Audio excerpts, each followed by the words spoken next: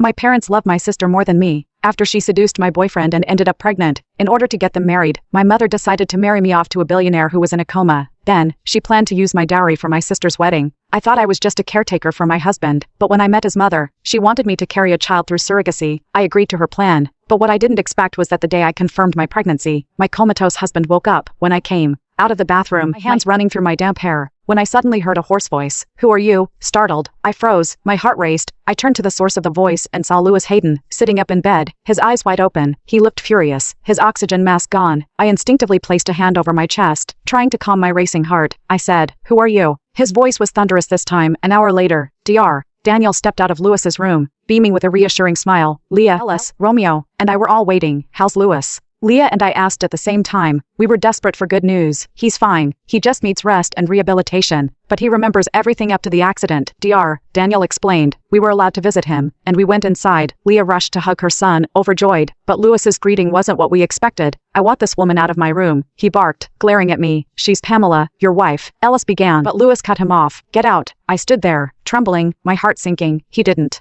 recognize me, or didn't want to. Without waiting for anyone to tell me to leave, I turned and hurried out, my thoughts a whirlwind. He didn't know me, and I wasn't sure if he ever would. What if he refused me? What would I do? When Louis's parents emerged from the room, they were visibly tense. Leah avoided looking at me, her discomfort palpable. "Tell me," I asked, voice trembling. "Did Louis refuse me?" Leah nodded, her face tight with guilt. "I'm sorry, Pamela," she said softly, "but give him time. He'll come around. Be patient," Ellis added. "We support you, Pamela. Just give him time. He'll come to accept you." I nodded, but the smile I forced was hollow. Romeo approached shortly after, advising me to move to the guest room. "Mr. Hayden asked for you to leave," he explained. I agreed and packed up quickly. Alone in the guest room, I sat on the sofa, contemplating the unexpected turn of events. Leah and Ellis had done what they thought was best, but now I saw how. Their actions had only fueled Louis's anger. They had hoped the surrogacy would work, but Louis was furious when he learned I might be pregnant. He even threatened to have the child aborted. I couldn't believe it. Was he really that cruel? Leah called me later, asking me not to tell Louis if I was pregnant. She didn't want him to know, especially with the way he had reacted. The news of Louis's recovery quickly spread, and I saw his name all over social media. People were happy to see him back, though I knew his temper had only worsened. Louis had come downstairs by himself the next morning, barely steady on his feet. He didn't acknowledge anyone, servants or family. His mind seemed preoccupied. At breakfast, I walked in and froze when I saw him. He turned to glare at me. "This is my house. Why are you so surprised to see me?" he snapped. "I wasn't expecting you to come down alone," I replied, taken aback. He ignored me, but then ordered, "Come here." I hesitated but walked toward him. He barely glanced at me. "Busy with his phone." "I heard you're my wife," he said, his tone cold. "I don't recognize you as my wife. My parents made that decision. I'll have my lawyer prepare divorce papers." I felt the weight of his words hit me. He didn't want me, not as a wife or anything else. And about the pregnancy, he continued, "If you're really carrying my child, I'll make sure it's gone. Then, you can leave with whatever compensation I see fit." I didn't know how to respond. I wasn't pregnant, but I couldn't tell him that.